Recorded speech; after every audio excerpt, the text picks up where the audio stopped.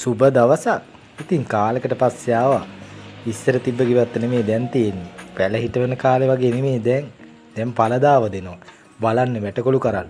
මේ පුංචි මැස්සේ වැටකොළු කරල් 15ක් විතර තියෙනවා. ඒ වගේම කරවිලත් ගිහලා තියෙනවා. කරවිල වෙලත් පොඩි පොඩි මල් ඇවිල්ලා. ඉතින් ඕගොල්ලන්ට ඉස්සරහට පුදුම වෙන්න පුළුවන්. මේ බලන්නකො වැටකොළු කරල් ටික කොහොමද තියෙන්නේ කියලා. පුංචි ඉඩ ප්‍රමාණයක මේ වගේ වැඩක් ගන්න පුළුවන් කියලා ඔයගොල්ලෝ හිතුවද? හිතන්නේවත් නැහැ නේද? අපිට අවශ්‍ය ආහාර වලට අවශ්‍ය එළවලු ටික ගන්න පුළුවන්. ඉතින් මේ බලන්න ඔය ඉස්සරහට යනකොට තියෙනවා බෝංචි ටික. බලන්න බෝංචි කරල් ටික. පුංචි බෝංචි කරල්. ඉතින් මේවත් ලොකු වෙනවා. ඉතින් හිතා ගන්නවත් බෑ නේද? පුදුම හිතනවා නේද? ඉතින් අරුම පුදුම ගෙවත්තක් වෙන්න යන්නේ.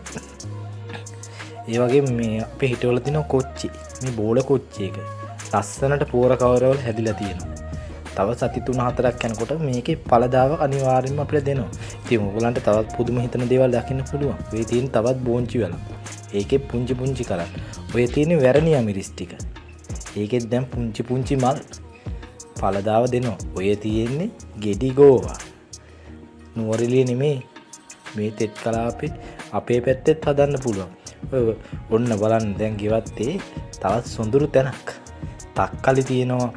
ඒ වගේම පෝර කවල වල තියෙන බටු ටික මේ පෝර කවරේ මෙහෙම බටු ටිකක් හැදෙයි කියලා විශ්වාස කරනවද? බලන්න ඔය හැදලා තියෙන පුංචි මල් ලස්සනට කරලොත් හැදෙන්න පුළුවන් තව ඉස්සරහට. ඔය තියෙන තක්කලි.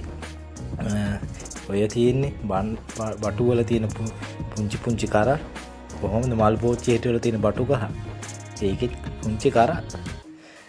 ඔන්න යෝධ නිමිති වලත් තිබ්බා දම්පාට නිමිති එක. ඒක හරියට පේනුන්නේ නැහැ. ඉස්සරහට යමුකෝ බලන්න. ඔන්න පෝරේ කවල හිටවලා තින්නේ බණ්ඩක්ක. කොහොමද ගස් ටික?